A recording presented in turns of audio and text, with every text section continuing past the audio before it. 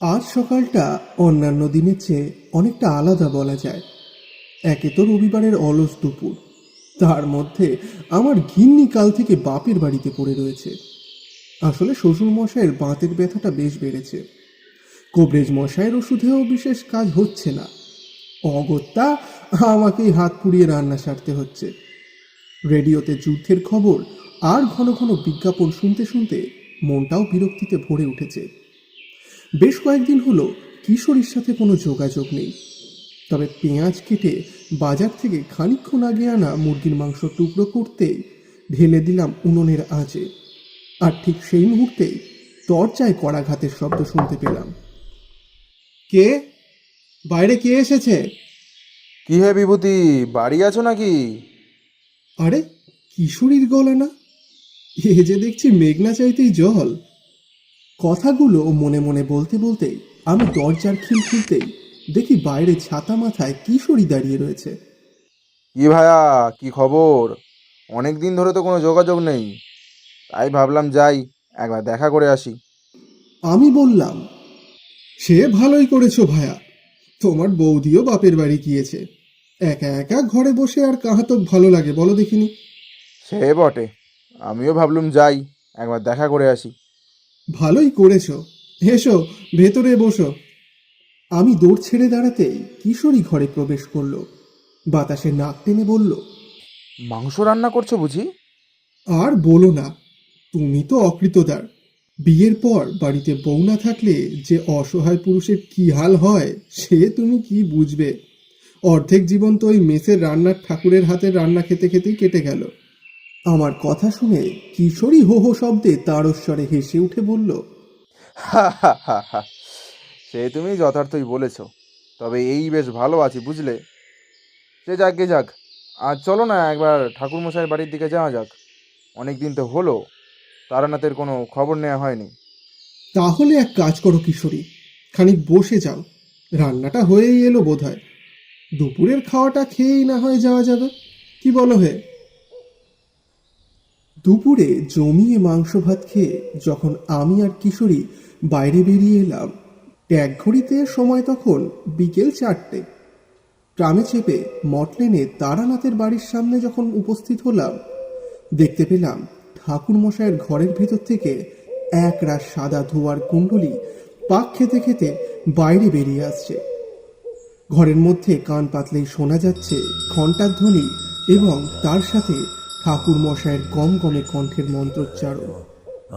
আমি আর কিশোরী একে অপরের মুখের দিকে চেয়ে নিঃশব্দে দরজায় টোকা দিলাম। খানিক বাদে দরজা খুলতেই দেখলাম চারিমা হাসি মুখে এসে দাঁড়িয়ে রয়েছে। আসুন কাকা বাবুরা, ভেতরে আসুন। আজ কি কোনো পুজো রয়েছে? ঠাকুরমশাইয়ের মন্ত্রোচ্চারণ শুনতে পেলাম যে। প্রশ্ন করলাম আমি। হ্যাঁ কাকা বাবু, আজ তারা মায়ের পূজা।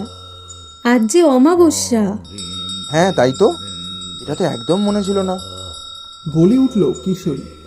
আপনারা ভেতরে গিয়ে বসুন, আমি আপনাদের জন্য চা আর প্রসাদের ব্যবস্থা করছি।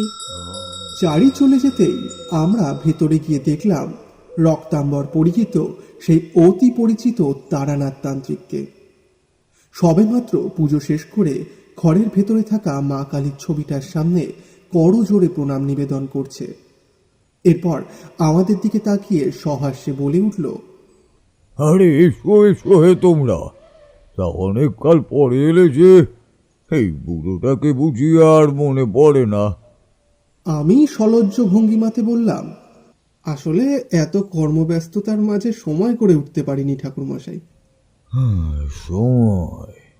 ফস করে একটা দীর্ঘশ্বাস ছেড়ে শব্দটা বলে তারানাথ তাকিয়ায় ঠেস দিয়ে বসে বললেন, সময় বড় মূল্যবান বুঝলে তোমরা।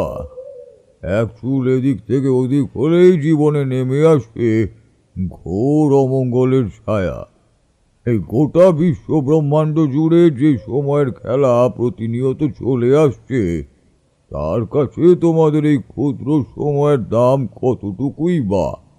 কথাটা বলে দুটো প্রসাদী ফুল আমাদের দুজনকে দিয়ে বললেন, সাথে রেখো, রাতের বেলায় বাড়ি ফিরবে কখন কি বিপদ আসে তা তো আর জানা নেই। ফুল দুটো আমরা দুজনে মাথায় ঠেকিয়ে পকেটে পুরতেই চারিমা আমাদের জন্য 1 কাপ করে চা এবং থালা ভর্তি ফল মিষ্টি নিয়ে এলো। পুজোর প্রসাদ, এই সামান্যই যা আয়োজন করতে পেরেছি মাত্র। বয়সও তো বেড়েছে, এখন কি আর আগের মতো এলাহি ব্যবস্থা করে পুজো সম্পন্ন করতে পারি?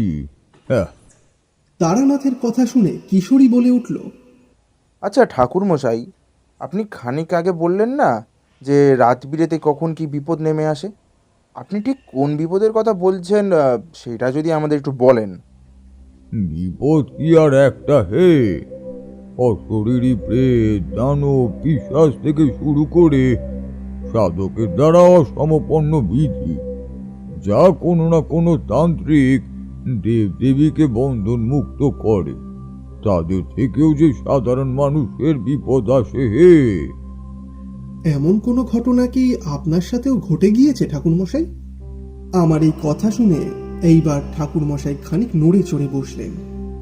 আমাদের কৌতূহলী দৃষ্টির দিকে এক ঝলক তাকিয়ে নিয়ে আমার আনা পাসিং শোয়ের প্যাকেট থেকে একটা সিগারেট ঠোঁটে গুজে তাতে অগ্নিসংযোগ করে বলে উঠলেন, সবই মায়ার খেলা হে, বুঝলে তোমরা? স্বয়ং দেবী রুদ্ররূপের সামনে দাঁড়ালে বুঝতে পারতে বিপদ কাকে বলে। তবে আজ আমার জীবনে ঘটে যাওয়া একটি বিশেষ ঘটনার কথা আমার মনে পড়ছে। কি ঘটনা ঠাকুরমশাই? এমন কোনো দেবীর সামনে আপনি পড়েছিলেন? সুন্দরী দেবী।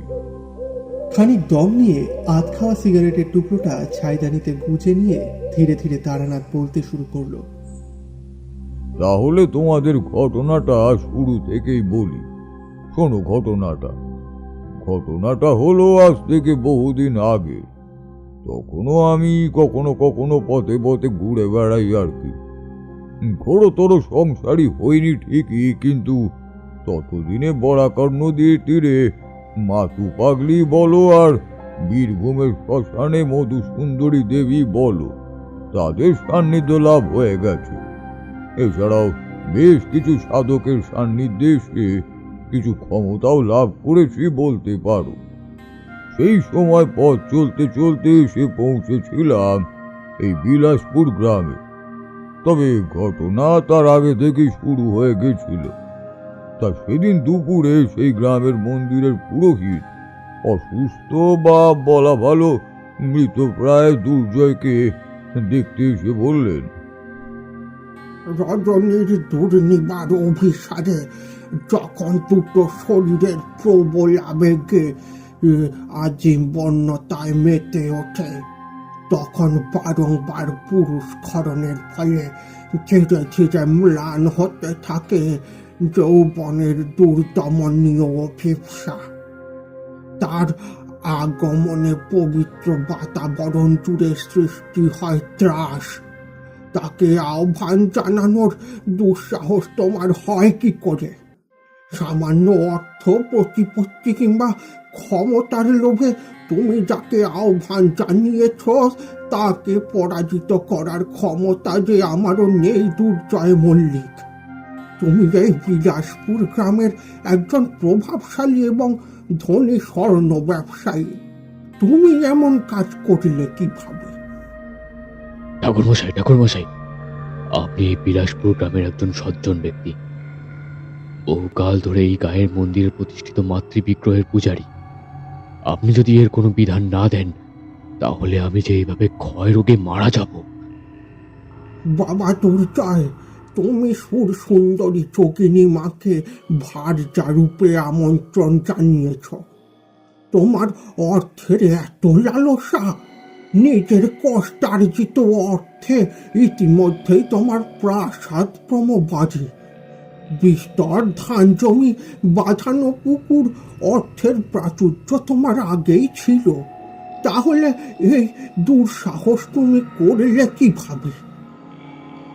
বিলাসপুর গ্রামে একটি দুচালা ছোট্ট মাটির বাড়ির দেওয়ায় কার্যত কঙ্কালসার রুগ্ন একটি দেহ আধশোয়া অবস্থায় পড়ে রয়েছে বাঁশের খুঁটিতে হেলান দিয়ে। কালো আকাশের গায়ে জমেছে বিষাদের কালো মেঘ। ঠিক যেইভাবে দীর্ঘদিন ধরে আপন মানুষগুলোকে হারিয়ে এক রহস্যময় নারীর আজ্ঞাবহ বৃত্তে পরিণত হয়েছে সে। খুব খুব করে কাঁদতে কাঁদতে মুখ দিয়ে হর করে একদলা রক্ত ছিটিয়ে দিল মাটিতে। কাঁপতে থাকা শরীরটায় যেন আর বিন্দুমাত্র বলও অবশিষ্ট নাই। তার রুগ্ন শরীরটা থেকে থেকেই গায়ের ওই বুড়ো অশ্বত্থ গাছে নুয়ে পড়া শতাব্দীর প্রাচীন ডালগুলির মতো কেঁপে কেঁপে উঠছে। এক অজানা আশঙ্কায় বিলাসপুর গ্রামের মন্দিরের পুরোহিত শ্রী যোগানন্দ আচার্যের বুকের ভেতরটাও যেন কেঁপে উঠল।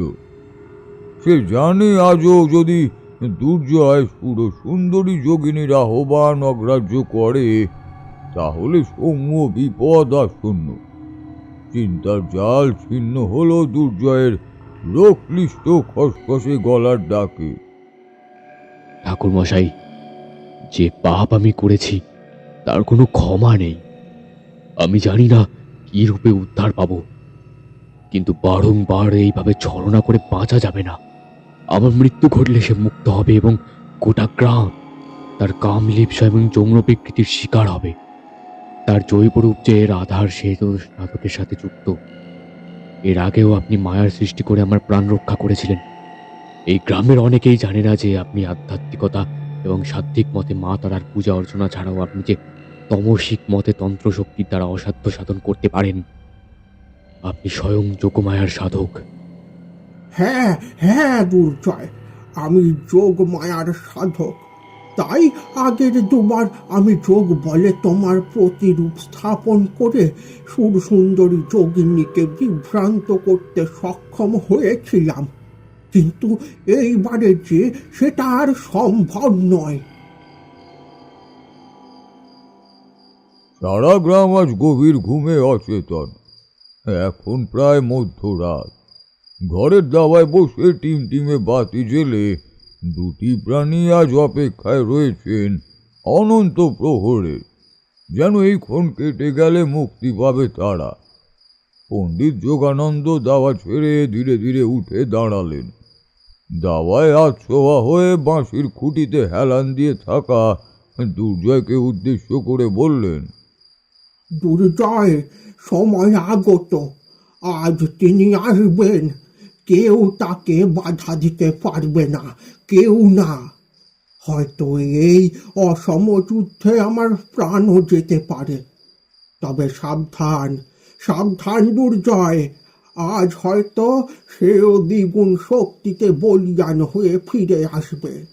হয়তো তার মোহময়ী রূপ তোমায় প্রলুব্ধ করবে, কিন্তু তোমার পদস্খলন হলেই সমূহ বিপদ।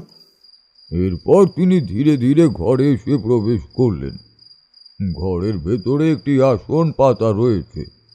আসনের সামনে জ্বলছে তিলের প্রদীপ এবং ধূপ ধুনো। ধীরে ধীরে পণ্ডিত যোগানন্দ আচার্য আসনে উপবিষ্ট হয়ে সহস্র মুদ্রায় স্থিত হয়ে যোগমায়াকে আমন্ত্রণ মন্ত্রে ডাকতে লাগলেন।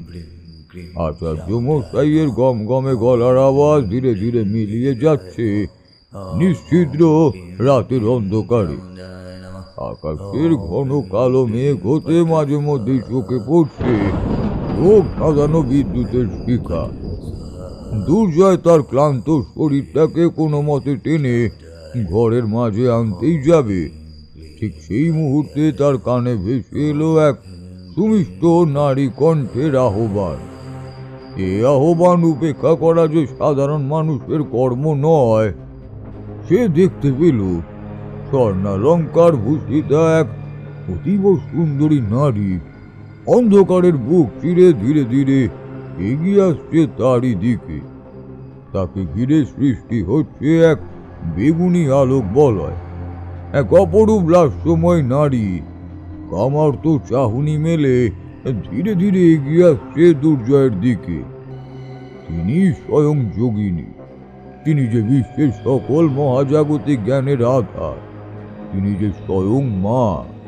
তাকে পরাজিত করার স্পর্ধা কি ইহলোকের কোনো সাধারণ মানুষের রয়েছে? তিনি যে স্বয়ং ব্রহ্মজ্ঞানী, তিনি যে ব্রহ্মশক্তিতে বলীয়ান। এবার তিনি বললেন, দুর্জয়, তুমি আমায় উপেক্ষা করছো কেন?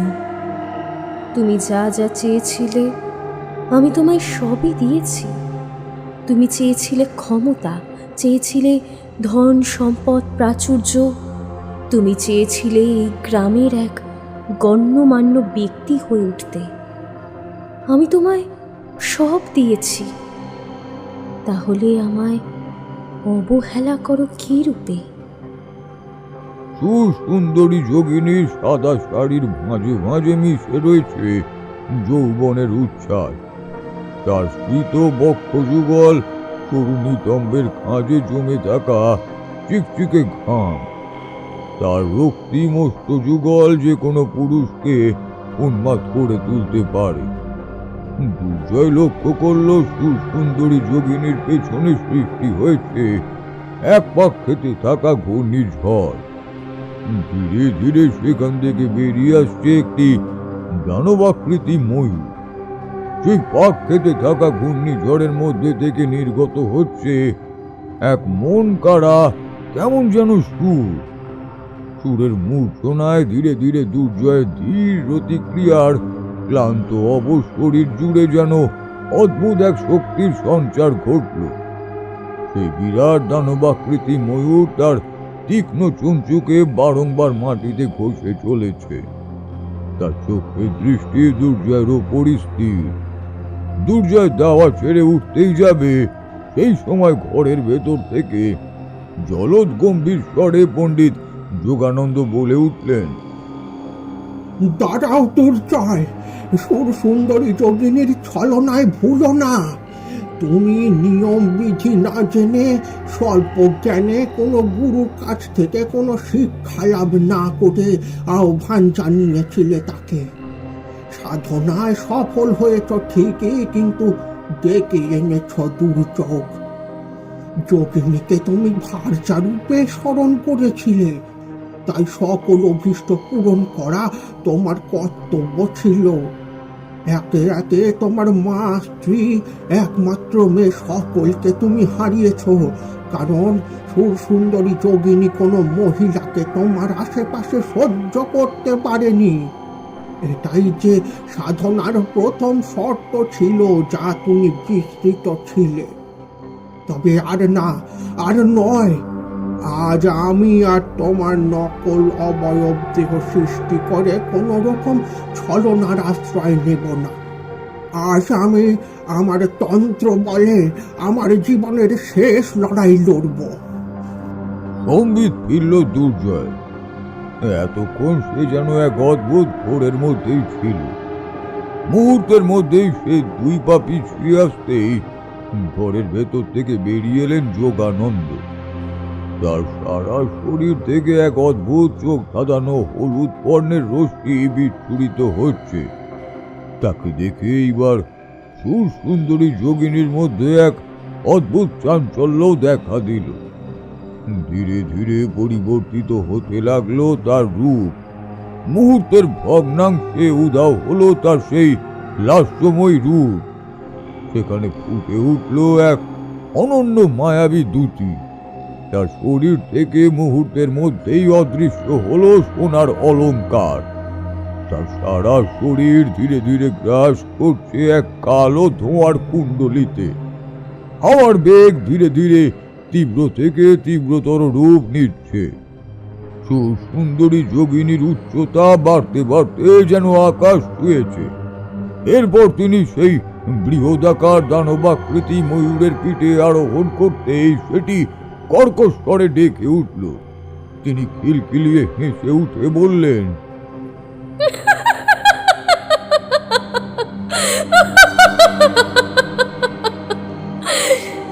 যোগানন্দ, আমি জানতাম তুমি পণ্ডিত, কিন্তু তুমি আজ যে মূর্খামির পরিচয় দিলে, তার জন্য আমার তোমার প্রতি রীতিমতো করুণা হচ্ছে। তুমি যে আমার ব্রহ্ম তেজ এবং ব্রহ্ম সুরের সামনে নিতান্তই এক শিশু মাত্র। তুমি দুর্জয়কে সাহায্য করতে চাইছো, তুমি তাকে সাহায্য করতে চাইছো যার শরীর আত্মা আমার প্রতি বহু পূর্বেই উৎসর্গীকৃত। দেখি যোগানন্দ, দেখি তোমার তন্ত্রের কত জোর।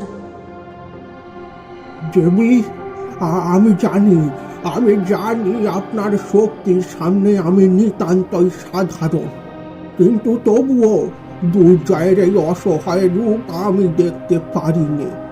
সে যে আমার সাহায্য প্রার্থনা করেছে। এক যোগিনীর সাথে এক সাধারণ মানুষের মিলন কখনো সুখদায়ক হয় না। ওকে আপনি মুক্তি দিন দেবী, ওকে আপনি মুক্তি দিন। মুক্তি?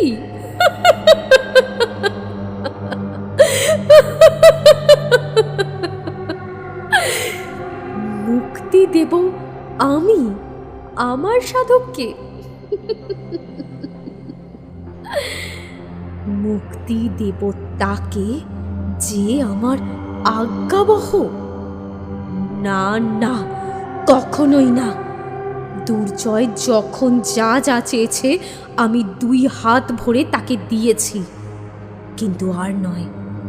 এইবার যে তাকে আমি নিতে এসেছি। আমি অতৃপ্ত। আমার রন্ধ্রে রন্ধ্রে যে অসীম কামনার আগুন বয়ে চলছে, তাকে নিভাবে কে? তাহলে আপনি তাকে মুক্তি দেবেন না?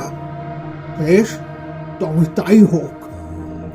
এই বলে পণ্ডিত যোগানন্দ বিড়বিড় করে মন্ত্র পড়তে পড়তে মাটি থেকে ধুলো তুলে নিয়ে ছুঁড়ে মারলেন সুন্দরী দেবীর দিকে।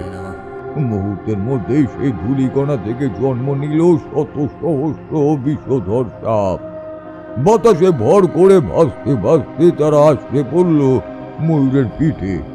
আর মুহূর্তের মধ্যেই তাদের তীব্র দংশনে কর্কশ্বরে আবারও একটা চিৎকার করে উঠল সেই দানবাকৃতি ময়ূর। কিন্তু পরক্ষণেই তার বিশাল পেছন মেলে গা ঝাড়া দিতেই ঝরে পড়ল সেই সাপের দল, এবং তৎক্ষণাৎ ময়ূরটি তার বৃহৎ চঞ্চু এবং তীক্ষ্ণ নখের দ্বারা ছিন্ন ভিন্ন করে ফেলল তাদের দেহগুলোকে। এইবার সুন্দরী দেবী এক তীব্র হুঙ্কার ছেড়ে বললেন, ব্যাস, এই তোর ক্ষমতা? নিম্ন মার্গের সাধনায় বলিয়ান হয়ে মন্ত্র বলে মায়া সৃষ্টি করে সর্প আহ্বান জানিয়ে তোর তন্ত্রের শ্রেষ্ঠত্ব প্রমাণ করতে চাইছিস?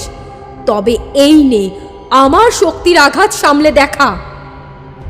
এই বলে দুহাত শূন্যে বিস্তারিত করে কর্ণবিদারী সিংহনীনাদ ছেড়ে বিড়বিড় করে দুর্ভেদ্য ভাষায় মন্ত্র উচ্চারণ করতে করতে তিনি পদ্মাসনে উপবিষ্ট হতেই মুহূর্তের মধ্যেই আকাশের কালো মেঘ ছিঁড়ে এক চোখ ধাঁধানো বেগুনি আলো আছড়ে পড়ল মাটিতে, এবং তারপরই দেখা গেল সুন্দরী দেবীর হাতে এক সুদৃশ্য বীণা।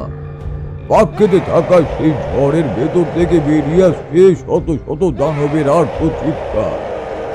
ধীরে ধীরে দেবী সুন্দরী বীণার ঝংকার তুললেন। সুরের তালে তালে যেন রাতের আকাশ কেঁপে কেঁপে উঠল। বাতাস কেটে হাজার হাজার ওম শব্দ ফুটে উঠল। প্রতিটি শব্দ যেন বাতাসে ভর করে ছুটে আসছে তাদেরকে লক্ষ্য করেই।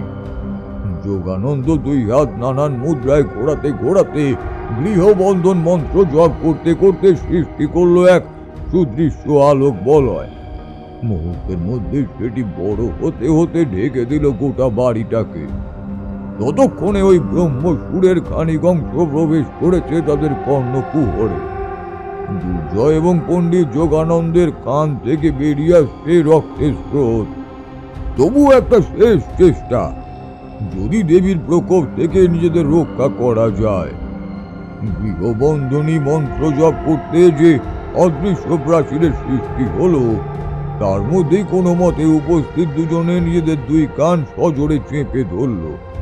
তাদের কান বেয়ে ফোঁটা ফোঁটা রক্ত হাতের আঙুলের ফাঁক দিয়ে মাটিতে এসে পড়ছে। মুহূর্তের মধ্যেই এক প্রবল আলোড়নে ওই অদৃশ্য প্রাচীর কেঁপে উঠে এক ঝাঁক আলোক রশ্মি ভেঙে টুকরো টুকরো হয়ে মিলিয়ে গেল বাতাসে। এবং তারই সাথে শত সহস্র খণ্ডে বিভক্ত ওম শব্দ আঁচড়ে পড়ল তাদের দুজনের শরীর লক্ষ্য করে। দুজনে মুহূর্তের মধ্যে ছিটকে পড়ে গেল মাটিতে। ধীরে ধীরে ময়ূরের পিঠ থেকে নিচে নেমে দাঁড়ালেন দেবী সুর সুন্দরী। ধীর পায়ে একইভাবে হাতে ধরে থাকা বীণার ঝংকার তুলতে তুলতে এগিয়ে গেলেন তাদেরই দিকে, এবং একই সাথে এতক্ষণ ধরে যে ঝড়ের কুণ্ডলী দেবীর আশেপাশে পাক খাচ্ছিল, সেই ঝড়ের কুণ্ডলী থেকে বেরিয়ে আসতে লাগলো শয়ে শয়ে হাতের শাড়ি। প্রথমে হাত, তারপর পা এবং এরপর গোটা শরীরটা। দুর্জয় এবং যোগানন্দ দেখলো যে কালো লোমশ পশমে আবৃত এক একটি নরপিশাচ বুকে ভর করে ধীরে ধীরে এগিয়ে আসছে তাদেরই দিকে। তাদের চোখে দৃষ্টি উজ্জ্বল নীল বর্ণের, তাদের শরীরে দাউ দাউ করে জ্বলছে নরকের আগুন। জ্বলন্ত শরীরগুলো টানতে টানতে তারা এগিয়ে আসছে তাদেরই দিকে। যোগানন্দ আচার্যের বুকটা এবার ভয়ে কেঁপে উঠল। তিনি দুর্জয়ের দিকে একবার ফিরে চাইলেন আর বললেন, ব্রহ্মসুর, ব্রহ্মসুর, এর থেকে পরিত্রাণ পাওয়া সহজ নয়। সৃষ্টির পূর্বে এই সুরের জন্ম। যে সুরে গোটা বিশ্ব মোহিত হয়ে ওঠে, সেই সুরে ছড়িয়ে রয়েছে ধনাত্মক শক্তি। যদি কেউ তাকে বিপরীত মুখে চালিত করে এবং ব্রহ্মসুরকে মারণাস্ত্র হিসাবে ব্যবহার করে, তবে সেটা গোটা ব্রহ্মাস্ত্রের সমান ভয়ঙ্কর। মুহূর্তের মধ্যেই অভীষ্ট লক্ষ্যে পৌঁছে শিকারের শরীর থেকে তার আত্মা টেনে বার করে নেয় এবং নশ্বর দেহ থেকে শরীরের পঞ্চ উপাদান বিলিয়ে দেয় এই প্রকৃতির বুকে। দেবী সুর সুন্দরী এই ব্রহ্মসুরের মূর্ছনায় ইতিমধ্যে যারা তার সাধনা করেছে তাদেরকে পেতে চেয়েছে শয্যা সঙ্গিনী রূপে। দেবী এক এক করে তাদের প্রত্যেকের জীবন থেকে কেড়ে নিয়েছে প্রতিটি পরিবারের মহিলাদের, এবং দীর্ঘ সঙ্গম ক্রিয়ার ফলে এক সময় মৃত্যু ঘটেছে সাধকের। নরকের দ্বার উন্মুক্ত করে তারাই এগিয়ে আসছে। ওই দেখো, দেখো দুর্জয়, ওই পিশাচদের দলে দেখো তোমার মা, তোমার ভগিনী এবং স্ত্রীকে চিনতে পারছো কিনা? যোগানন্দ আচার্যের কথা শুনে সামনের দিকে দুর্জয় তাকিয়ে দেখলো, সত্যি তো, ওই যে তার মা, তার বোন, তার স্ত্রী। তাদের সারা শরীর গ্রাস করেছে আগুনের লেলিহান শিখা। দাউ দাউ করে জ্বলতে থাকা শরীরগুলো থেকে খসে খসে পড়ছে মাংসের স্তূপ। দু হাত পায়ে ভর করে এগিয়ে আসছে তারা তাদেরই দিকে। ক্রমশই কমে আসছে তাদের মাঝে দূরত্ব। বিশাল আকাশ সেই ময়ূরটি আরো একবার ডেকে উঠল তীক্ষ্ণ কণ্ঠে, এবং সাথে সাথে সেই সকল পিশাচের দল ঝাঁপিয়ে পড়ল তাদের শরীর লক্ষ্য করে। তাদের দুজনের পা ধরে টানতে টানতে মাটিতে হ্যাঁচড়াতে হ্যাঁচড়াতে নিয়ে চলল সেই পাক খেতে থাকা বাতাসের কুণ্ডলীর দিকে। ধীরে ধীরে তাদের শরীরটা বিকট শব্দে আর্তনাদ করে পাক খেতে থাকা সেই হাওয়ার কুণ্ডলীর মধ্যে মিলিয়ে গেল।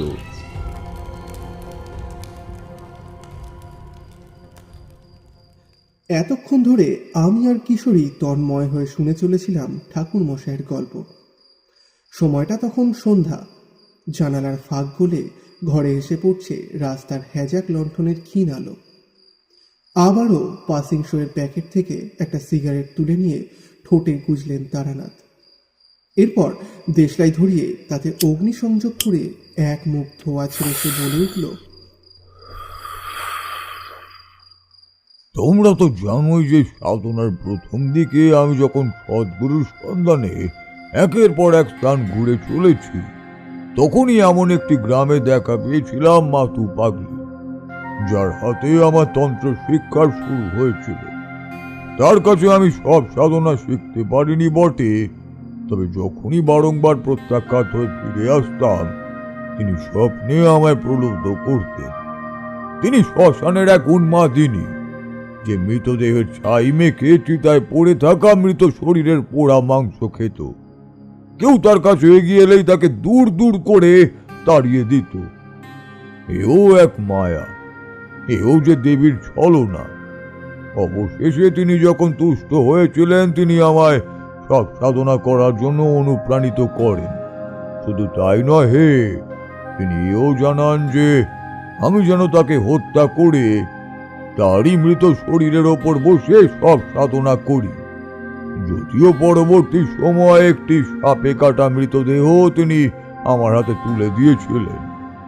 যাই হোক, সব সাধনা চলাকালীন সেই তিনি আবারও মোহময়ী রূপ ধরে 16 বছরের এক যুবতী রূপে অবতীর্ণ হয়ে আমায় প্রলুব্ধও করেন। তিনি জানান যে আমার সাধনা সম্পন্ন হয়েছে। আমি ভেবেছিলাম হয়তো সাধনা শেষে এমনই এক প্রাপ্তি যোগ আসলে প্রাপ্যই ছিল, কিন্তু না, আমারই কারণে ওই দিন আমি ব্যর্থ হয়েছিলাম। কারণ আমার মনে জেগে উঠেছিল নারী শরীরের প্রতি এক তীব্র আসক্তি। বিলাসপুর গ্রামে ওই দিনও ওই একই ভুল করেছিল দুর্জয়। সে সুন্দরী যোগিনীকে আমন্ত্রণ জানিয়েছিল শয্যা সঙ্গিনী রূপে। তার মনে ছিল কামনা লালসার সাথে সাথে অর্থ, ভূসম্পদ এবং প্রাচুর্যের লোভ। যদিও আমি পরবর্তী সময় নিজের ভুল বুঝতে পারি এবং মাতু পাগলির কৃপায় প্রভুত্ব করি, কিন্তু আমার ক্ষেত্রে বিষয়টি ছিল ভিন্ন। ঠাকুরমশাইয়ের কথা শুনে এবার কিশোরী বলে উঠল, ঠাকুরমশাই, দেবী বীণাপাণির যে মোহময়ী রূপ, যে গুণাবলীর সাথে বাঙালি পরিচিত, তার এমন ভয়ঙ্করী রূপের সাথে আমরা আগে কখনোই পরিচিত হইনি। তবে কি মায়ের এই তান্ত্রিক রূপকে দুর্জয় আহ্বান জানিয়েছিল নিজের স্বার্থ সিদ্ধির জন্য? আর দেবীর অভীষ্ট পূর্ণ না হওয়ায় তিনি কি এইভাবে তাকে শাস্তি দিলেন? কিশোরীর কথা শুনে তারানাথ বলল, বিষয়টা তুমি ঠিক যেভাবে বুঝেছো কিংবা বলতে চেয়েছো তার থেকেও শত গুণে জটিল। ইনি দেবী বীণাপাণির মতো দেখতে হলেও সরস্বতী মোটেই নন। তিনি এক ভয়ঙ্কর যোগিনী। এই যেমন ধরো, যদি আমি মধুসুন্দরী দেবীকে স্ত্রী রূপে আহ্বান করতাম বা কল্পনায় আনতাম, তাহলে আজ আমার বিয়ে হতো না, আর চারিমাকেও তোমরা দেখতে পেতে না। সকলেই যে মহামায়ারই অংশ, সকলেই যে কোনো না কোনো দেবীর তান্ত্রিক রূপ। ঠিক যেমন সুন্দরী যোগিনী শ্বেত বসনা স্বর্ণালঙ্কার ভূষিতা, তাকে দেখলে মনে জাগে কাম। মধুসুন্দরী দেবীও মহামায়ার 66 যোগিনীর মধ্যেই একজন। সুন্দরী দেবীকে 3টে রূপে আমন্ত্রণ জানানো যায়, এক মাতৃরূপে, 2 ভগিনী রূপে এবং 3 স্ত্রী রূপে। সুন্দরীর সাধন ক্রিয়া তেমন জটিল নয়, তার জন্য শ্মশানে যাওয়ারও কোনো প্রয়োজন নেই। সাধক নিজের বাড়িতেই সাধনা স্থলে নির্মাণ করে দিনে 3 বার সুন্দরী দেবীর বীজ মন্ত্র 1000 বার করে, মানে সর্বমোট 3000 বার জপ করলেই হবে। সাধককে দিনে 3 বার, অর্থাৎ সকাল, সন্ধ্যা এবং রাতে সুন্দরী দেবীর বিগ্রহ কিংবা ছবির সামনে ধূপ জ্বালাতে হয়। এই সাধনায় সাধককে টানা 1 মাস ধরে প্রতিটি বিধি পালন করতেই হয়, অনুশীলনও করতে হবে। তবেই এই সুন্দরী দেবী তুষ্ট হবেন। তিনি আবির্ভূতা হলে তাকে চন্দন জলের মিশ্রণ দিয়ে তুষ্ট করতে হবে। সাধনকালে সাধক সুন্দরী যোগিনীকে যেই রূপে স্মরণ করবেন, তিনি সেই রূপেই দেখা দেবেন।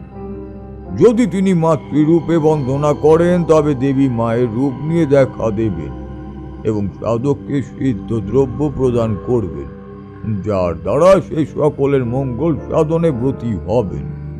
যদি তিনি ভগিনী রূপে আসেন, তবে সাধককে প্রদান করেন সিদ্ধ বস্ত্র, যা পরিধান করলে সাধক প্রভূত ক্ষমতার অধিকারী হয়ে ওঠেন। কোনো অশুভ শক্তি তখন তাকে কেশাগ্র স্পর্শ করতে পারবে না। কিন্তু যদি সাধক তাকে ভার্যা বা স্ত্রী রূপে আহ্বান জানান, তবে সেই সাধকের সকল প্রকারের জাগতিক চাহিদা যেমন পূর্ণ করেন, ঠিক তেমনি প্রতি রাতে সাধকের সাথে সঙ্গম করে নিগড়ে নেন তার পুরুষত্ব। সাধকের আশেপাশে থাকা সকল নারীদের তিনি মৃত্যু প্রদান করেন, যাতে সাধকের ওপর শুধুমাত্র তার একার রাজত্ব কায়েম থাকে। দুর্জয়ের ক্ষেত্রেও ঠিক তেমনটাই হয়েছিল।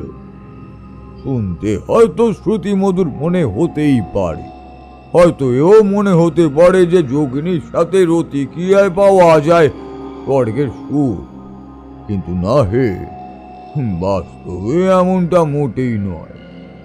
তখন আমার বয়স অল্প, এই ধরনা বছর 23-এর। বেশ কয়েক বছর ধরেই আমি গৃহত্যাগী। যখনই কোথাও গুরুর সন্ধান পাই সেখানেই ছুটে যাই। ইতিমধ্যে তন্ত্রের প্রাথমিক স্তর পেরিয়ে গিয়েছি। মধুসুন্দরী দেবী আমায় দান করেছেন নানান তন্ত্র শক্তি এবং শিখিয়েছেন তন্ত্রের বহু গুহ্য পদ্ধতি, কিন্তু সেটাই যে শেষ নয়। একদিন এইভাবেই হাঁটতে হাঁটতে আমি এসে উপস্থিত হই বিলাসপুর গ্রামে। সন্ধ্যা উত্তীর্ণ হয়েছে, আকাশ জুড়ে নেমে এসেছে আঁধারের নীরবতা। পথের দুই প্রান্তে প্রশস্ত সোনালি ফসলের ক্ষেত, তারই মাঝ দিয়ে চলে গিয়েছে আলপথ। খানিক দূরে কতগুলি একচালা মাটির বাড়ি চোখে পড়ছে।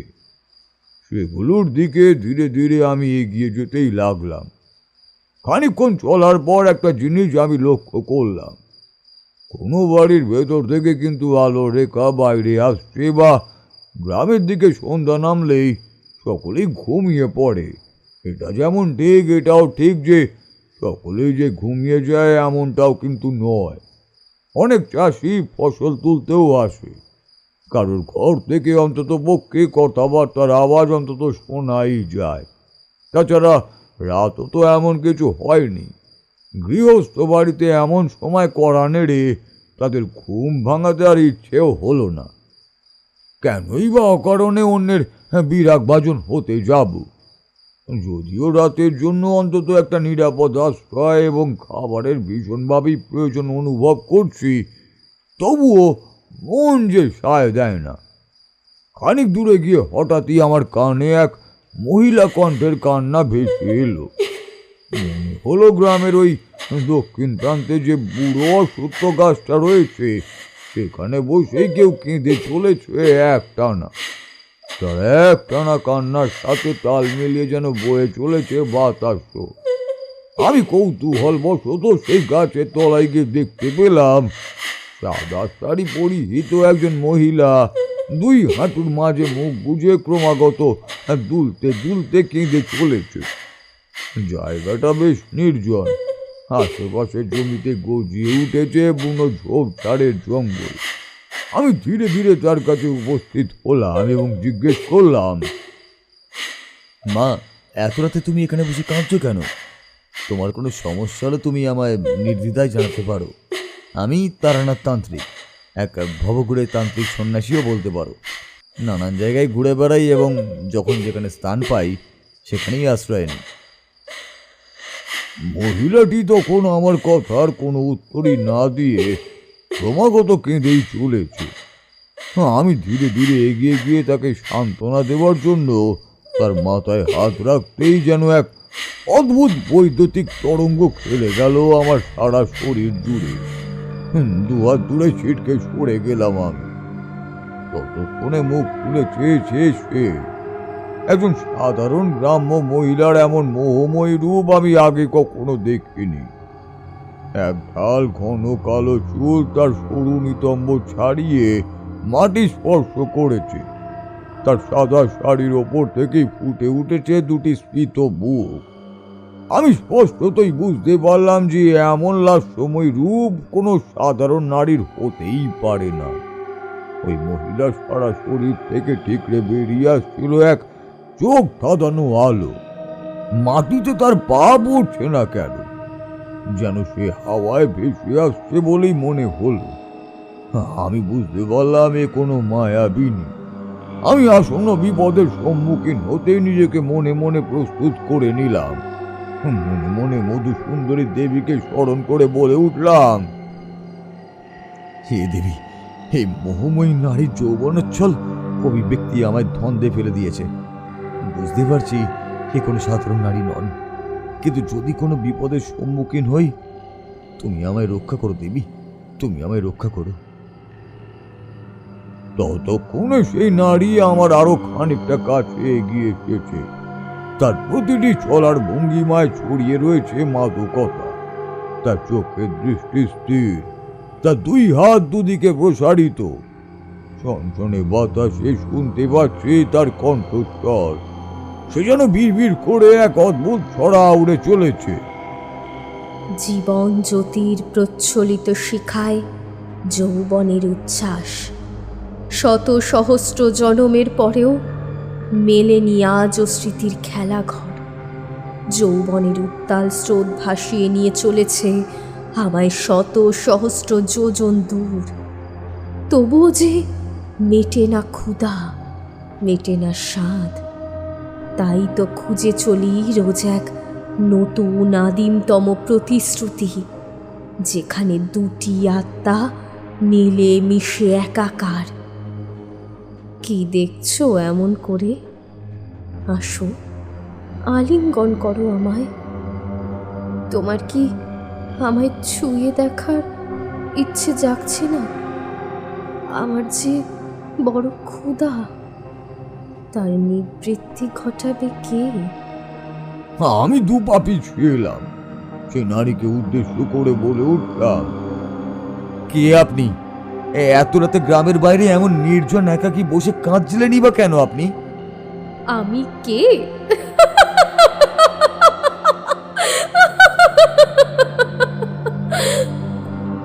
আমার কথা শুনেই বা সে খিলখিলিয়ে হেসে উঠল। তার হাসির শব্দে যেন মনে হলো মিশে রয়েছে হাজারো সুরের ঝংকার। সে আমার দিকে চেয়ে এইবার একটা অদ্ভুত হাসি হেসে বলে উঠল,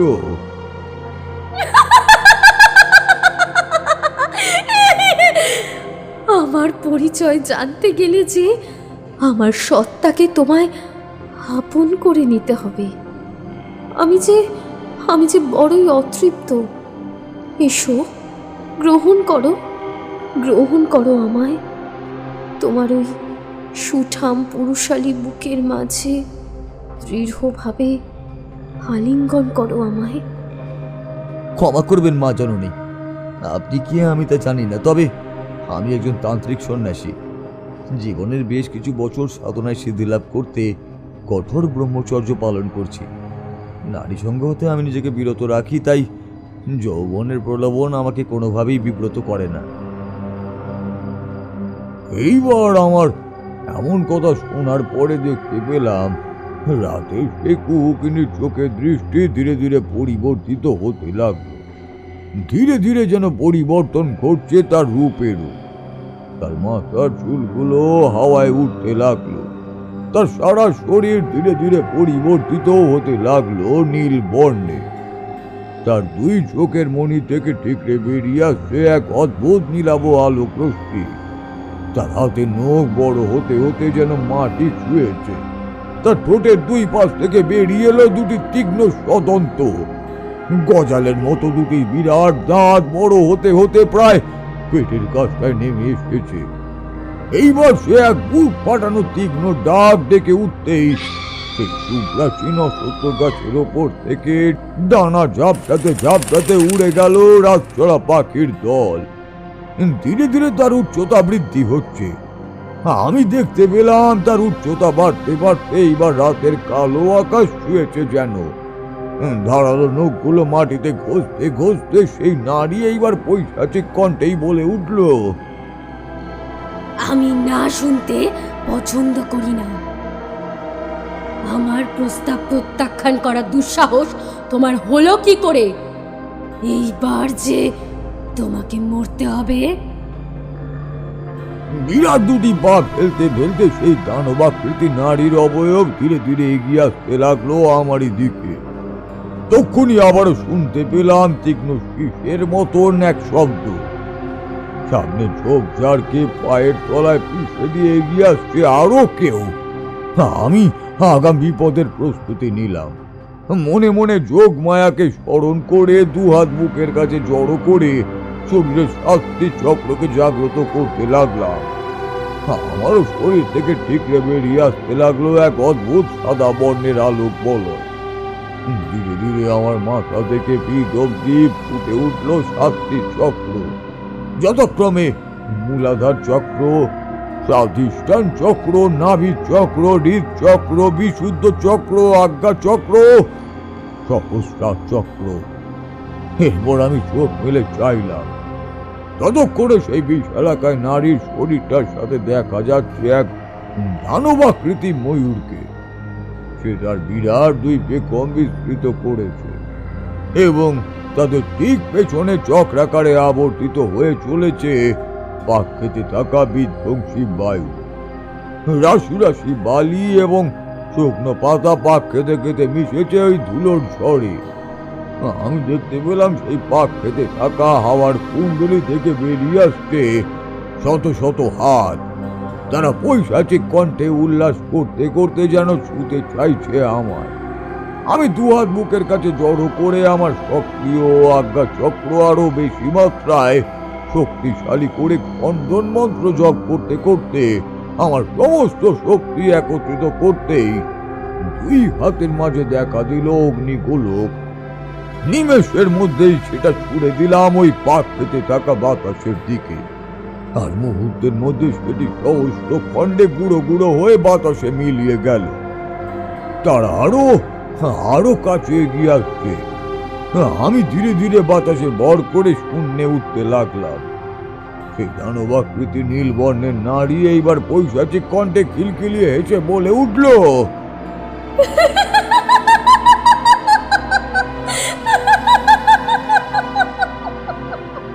পঞ্চতন্ত্রের ওপর নিয়ন্ত্রণ লাভ করে খণ্ডন মন্ত্রের দ্বারা তুই আমায় পরাজিত করবি। আমার প্রস্তাব প্রত্যাখ্যান করে তুই আমায় অপমান করেছিস। এইবার তোর মৃত্যু অনিবার্য। তোমাদের এখানে কয়েকটা কথা জানিয়ে দিই। খণ্ডন মন্ত্রের দ্বারা কোনো বস্তুকে স্পর্শ না করেই যে কোনো জাগতিক কিংবা অতিপ্রাকৃতিক বস্তুকে ভেঙে গুড়িয়ে দেওয়া যায়। এরপর আমি দেখতে পেলাম সেই দানবাকৃতি নারী সেই বিশালাকায় ময়ূরের পিঠে আরোহণ করেছেন।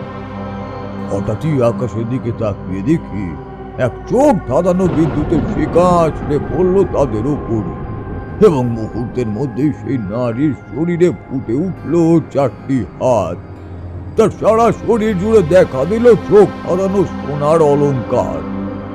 তার এক হাতে একটি বই, অন্য হাতটিতে বরাবর মুদ্রায় স্থির। অবশিষ্ট 2 হাতে শোভা পাচ্ছে একটি সুদৃষ্ট বীণা। আমার মুখ দিয়ে অস্পষ্টভাবে বেরিয়ে এলো একটি নাম, সুন্দরী দেবী।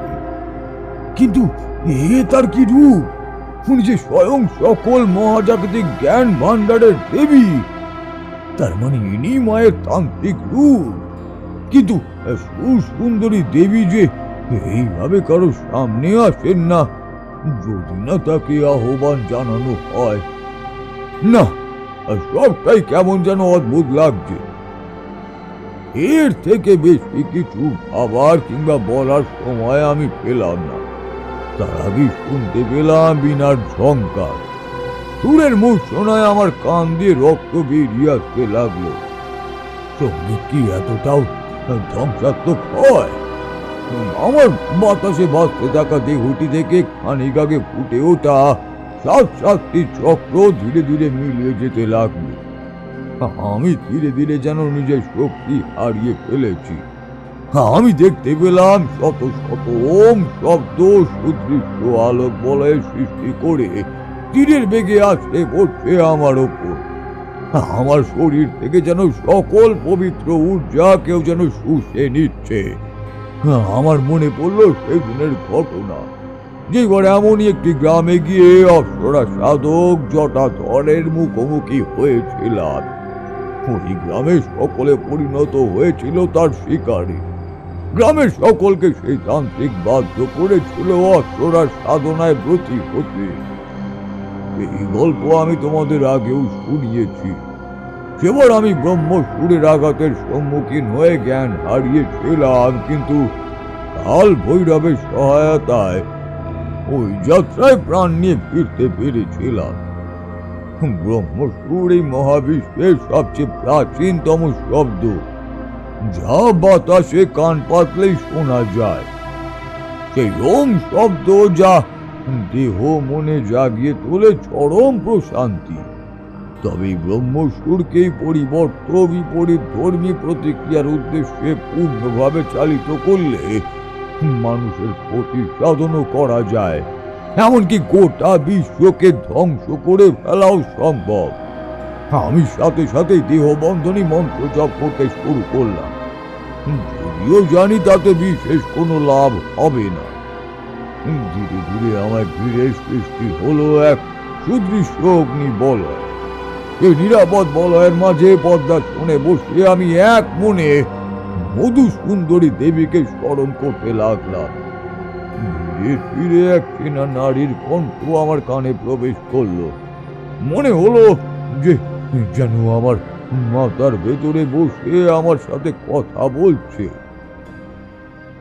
তারানাথ, স্বয়ং শরসুন্দরী যোগিনীকে পরাজিত করা এতটাও সহজ নয়। এই মুহূর্তে আমি সশরীরে অবতীর্ণ হতে পারছি না তোকে সাহায্য করতে, কারণ উনি নিজেই যে মহাশক্তির অংশ, উনি যে কোনো অপদেবী নন মোটেই। এই বলয় চক্র সাময়িকভাবে সুরক্ষা দিলেও সেটা ক্ষণস্থায়ী। শরসুন্দরীকে এই গ্রামের এক স্বর্ণ ব্যবসায়ী সাধনা দ্বারা সিদ্ধি করেছিল, তবে সে চেয়েছিল তাকে ভার্যা রূপে। ভার্যা কিংবা স্ত্রী রূপে পেতে গেলে যে বহু ত্যাগ স্বীকার করতে হয়, সেটা জানা ছিল না দুর্জয় মল্লিকে। শুধুমাত্র প্রেয়সীর সাথে সংভোগ এবং ধন সম্পদ পাবার লালসায় যারাই শরসুন্দরীকে স্মরণ করেছে, তাদের জীবনে নেমে এসেছে অকাল মৃত্যু। কারণ কোনো সাধারণ মানুষের সাথে দৈব কিংবা অপশক্তির মিলন কখনো সুখদায়ক অনুভূতি আনতে পারে না। এদিকে শরসুন্দরী দুর্জয়কে তার সকল প্রকার জাগতিক চাহিদা পূরণ করার পর আমৃত্যু চেয়েছিল তার সঙ্গ পেতে। তিনি যে সাধকের আশেপাশে কোনো নারীকে সহ্যই করতে পারেন না, ফলে এক এক করে দুর্জয় তার মা, বোন, স্ত্রীকে হারিয়েছে। দীর্ঘদিন ধরে শরসুন্দরী যোগিনীর সঙ্গে সঙ্গমের ফলস্বরূপ সে ক্ষয় রোগে আক্রান্ত হয়েছে। সে এই গ্রামেরই এক ব্রাহ্মণ পুরোহিত যোগানন্দ আচার্যের কাছে সাহায্য প্রার্থনা করতে গিয়েছিল, কিন্তু শেষ পরিণতি হয়েছিল ভয়ঙ্কর। তারানাথ, ওই যে ঝড় সৃষ্টি হতে দেখেছিলে, ওখানে নরকুণ্ডের আগুনে ঝলসে যাওয়া সে সকল সাধক এবং সাধকের পরিবারে অতৃপ্ত আত্মা বন্দী রয়েছে। শরসুন্দরী দেবীর সাধক দুর্জয় মৃত্যুলোকে পতিত হয়েছে, আর তাই মুক্তি পেয়েছে শরসুন্দরী। এই গ্রামের আর একটি মানুষও জীবন্ত নেই তারানাথ। শরসুন্দরী প্রথমে প্রতিটি বাড়ির গৃহস্বামীদের প্রলুব্ধ করে এবং এরপর তাদের সে একই অবস্থা ঘটেছে যা দুর্জয়ের হয়েছিল। তারানাথ, এখন উপায় একটাই, ভ্রম। হ্যাঁ, ভ্রম সৃষ্টি করো তারানাথ। এর আগেও দুর্জয়কে রক্ষা করতে তার শরীর থেকে পঞ্চতত্ত্বের উপাদান সংগ্রহ করে তার প্রতিরূপ বা ছায়া শরীর গঠিত করে শরসুন্দরীকে বিভ্রান্ত করতে পেরেছিল যোগানন্দ, কিন্তু শেষে তার এই কৌশল ধরা পড়ে যায়। দুর্জয়ের বাড়িতে শরসুন্দরীর একটা মাটির দৈব বিগ্রহ রয়েছে। গ্রামের দক্ষিণে মা তারার অধিষ্ঠিত বিগ্রহের সামনে ওই শরসুন্দরী বিগ্রহকে স্থাপন করে তাকে মাতৃরূপে বন্দনা করতে হবে তোমায় তারানাথ। তারানাথ, তুমি জানো এরপর তোমার কর্তব্য কি? দেহান্তর পদ্ধতি ব্যবহার করে তুমি স্থূল দেহ ত্যাগ করে সূক্ষ্ম বায়বীয় রূপে প্রথমে দুর্জয়ের বাড়ির ভেতর থেকে নিয়ে এসো শরসুন্দরী বিগ্রহ এবং তাকে মায়ের মন্দিরে নিয়ে যাও। ততক্ষণে আমি তোমার স্থূল দেহের ভিতর প্রবেশ করে তোমার দেহকে রক্ষা করব। আমি বুঝতে পারলাম এবার আমার ঠিক কি করণীয়। এদিকে ততক্ষণে বাতাসে ভর করে সুরের মূর্ছনা ওমকার শব্দের রূপ ধেয়ে আসছে আমারই দিকে। আমি আমার দেহটি শূন্য পথে খানিক ডান দিকে সরাতেই সে বিধ্বংসী সুরের ঝঙ্কার আসতে পড়ল একটি গাছকে লক্ষ্য করে।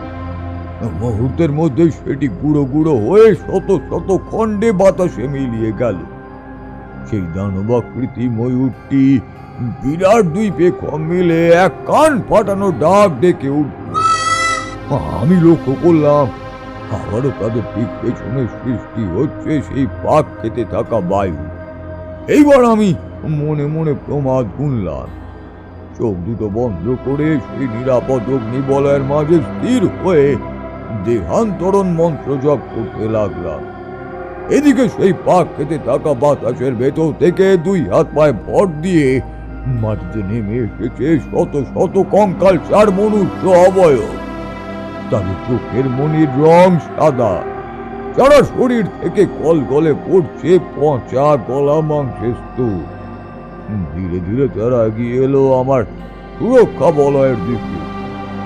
জ্বলন্ত অগ্নি বলয়কে বারংবার তাদের সুতীক্ষ্ণ নখের দ্বারা আঘাত করতে লাগলো তারা। ইতিমধ্যে সুন্দরী দেবী আবারও তবে হাতে ধরে রাখা বিনার সুরের ঝঙ্কার তুলেছে। দেহন্তন প্রতিক্রিয়া সমাপ্ত হওয়ার সাথে সাথেই আমার স্থূল শরীর থেকে আমারই নাসারন্ধ্র হতে বাইরে বেরিয়ে এলো একরাশ ধোঁয়া। ধোঁয়ার কুণ্ডলি পাক খেতে খেতে বেরিয়ে এলো সেই গোলকের বাইরে। ভেতরে পড়ে রইল আমার স্থূল দেহটি। বায়বীয় রূপে বাতাসে ভর করে এগিয়ে গেলাম গ্রামের দিকে। খানিক দূর এগোতেই দেখতে পেলাম একটি 2 মহলার পাকা বাড়ি। বাড়ির ভেতর ঢুকে খানিক খোঁজার পরই একটি ছোট মাটির মূর্তি চোখে পড়ল। 4 হাত বিশিষ্ট এক দেবীর প্রতিমা, যার 2 হাতে ধরা রয়েছে বীণা। অপর একটি হাতে ধরা একটি বই এবং অপর একটিতে ফাঁকা। দেবী বসে রয়েছেন একটি ময়ূরের ওপর। সূক্ষ্ম শরীরেও আমার মধ্যে কয়েকটি বিশেষ ক্ষমতা ছিল। আমি যে কোনো জিনিস স্পর্শ কিংবা স্থানান্তর করতেই পারতাম। এছাড়াও নানান তন্ত্র শক্তি প্রয়োগও করতে পারতাম। এদিকে তখন সুরক্ষিত অগ্নিবলয়ের মধ্যে আমার স্থূল শরীরকে রক্ষা করে চলেছেন বায়বীয় রূপে স্বয়ং আমার আরাধ্যা দেবী মধুসুন্দরী। সুরের ঝঙ্কার শত সহস্র ভাগে এগিয়ে আসছে বাতাস কেটে। মধুসুন্দরী দেবী আমার সৃষ্ট বলয়ের ভেতরেও আমার স্থূল শরীরকে কেন্দ্র করে চক্রাকারে পাক খেতে লাগলেন। ফলে আমার শরীরটি কার্যত সুন্দরী যোগিনীর সামনে অদৃশ্য হল। এইভাবে পাক খেতে খেতে তিনি আমার শরীর সহ দেহটিকে ব্রহ্মসুরের ঝঙ্কার থেকে বাঁচাতে লাগলেন। আমি কাল বিলম্ব না করে সুন্দরীর মূর্তি নিয়ে একইভাবে বাতাসে ভর দিয়ে হাওয়ার গতিতে ছুটে গেলাম গ্রামের দক্ষিণ প্রান্তের মন্দিরের দিকে। মন্দিরে ঢুকে আমি মা কালীর বিগ্রহের সামনে সুন্দরী যোগিনীর মূর্তিকে রেখে মনে মনে সুন্দরী দেবীকে মাতৃরূপে বন্দনা করতে করতে সুন্দরী দেবীর বীজ মন্ত্র 1000 বার জপ করতে লাগলাম। নিয়ম অনুযায়ী এটি তাকে স্মরণ করার সময় নয়, এটি ভোর হওয়ার ঠিক আগের মুহূর্তই বলা যায়, কিন্তু ব্রহ্ম মুহূর্ত মোটেই নয়। না, এটা গোধূলি বেলা, রাতও নয়। আমি পরপর 3000 বার তাকে মাতৃরূপে বন্দনা করার সাথে সাথেই সেখান থেকে বেরিয়ে এলো এক চোখ বাঁধানো আলো। তোমাদের এখানে বলে রাখি, সুন্দরী যোগিনীকে কোনোভাবেই গৃহস্থ বাড়ির পুজোর ঘরে স্থাপন করা যায় না, কিন্তু আমি এটা করতে বাধ্যই হয়েছিলাম শুধুমাত্র একটি কারণ। এতে সুন্দরী দেবী সাধকের নিকট যে সম্মান লাভ করবেন, তিনি মনে করবেন যে মা সরস্বতীর এই তন্ত্ররূপ দৈব রূপের সমতুল্য। আর এখানে আমি তাকে আহ্বান জানিয়েছিলাম মাতৃরূপে। কিন্তু অধিকাংশ ক্ষেত্রেই সাধক তাকে আহ্বান জানায় স্ত্রী রূপে নিজের ব্যক্তিগত স্বার্থ রক্ষা করতে। আমি দেখলাম সুসুন্দরীর বিগ্রহ হতে ঠিকরে বেরিয়ে আসছে চোখ ধাঁধানো আলো। তিনি সশরীরে মায়ের রূপ ধরে অবতীর্ণ হতেই আমি তার নিকট জোর করে প্রার্থনা করলাম, হে মা, আপনি যদি আমার সাধনায় তুষ্ট হয়ে থাকেন তাহলে বন্ধ করুন এই ধ্বংসলীলা। ফিরিয়ে দিন সকলের প্রাণ, নইলে যে এই গ্রাম মৃত্যুপুরীতে পরিণত হয়ে যাবে। দেবী সুসুন্দরী বললেন, যেই ব্যক্তি অপরের মঙ্গল কামনায় জ্যোতি হয়ে আমার শরণাপন্ন হয়েছে, আমায় মাতৃরূপে আহ্বান জানিয়েছে, তার মনোবাঞ্ছা যে আমায় পূর্ণ করতেই হবে। আমার সাধক যাদের আমি টেনে নিয়ে গিয়েছি নরকের দ্বারে, তারা প্রাণ ফিরে পাবে তারানাথ। এই গ্রামে আবার জেগে উঠবে অরণ্যের স্পন্দন। তবে আবারও যদি কেউ আমায় ভার্যারূপে স্মরণ করে, তবে আবারও শুরু হবে ধ্বংসলীলা।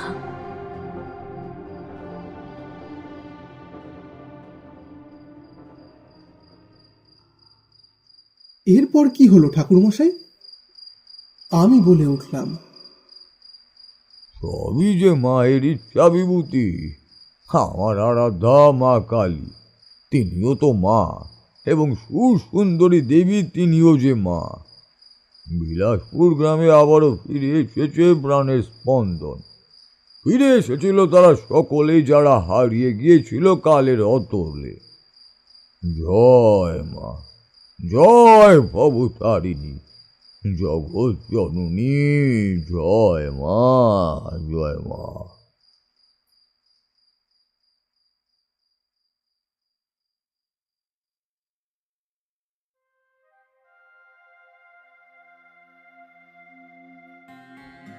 এতক্ষণ আপনারা শুনছিলেন লেখক আর্য রায়ের কলমে তারানাথ তান্ত্রিক ফ্যান ফিকশন কামযোগিনী। তাহলে গল্পটা কেমন লাগলো? ভালো লাগলে কিন্তু ভিডিওটাকে লাইক করুন, কমেন্ট বক্সে জানান আপনাদের মতামত, এবং বন্ধুদের সঙ্গে অনেক অনেক শেয়ার করুন। আর যারা আমাদের চ্যানেলে নতুন কিংবা এখনও সাবস্ক্রাইব করেননি, তারা তাড়াতাড়ি সাবস্ক্রাইব করে দিন। আর খুব তাড়াতাড়ি আমাদের চ্যানেলে আসতে চলেছে নতুন নতুন দারুণ দারুণ গল্প। আজকে তারানাথের চরিত্রে বুবাই, গল্প পাঠে ও যোগানন্দর চরিত্রে আমি কৌশিক, এছাড়াও অন্যান্য চরিত্রে রূপম, শৈথালি, শুভম, মৌমিতা, কোয়েল। আবহতে মিহান্স প্রোডাকশন হাউস এবং প্রচ্ছদে সৌভিক পিক্সেলেট। খুব শীঘ্রই আবার দেখা হবে নতুন কোনো গল্প নিয়ে। ততক্ষণ সঙ্গে থাকুন, গল্পে থাকুন।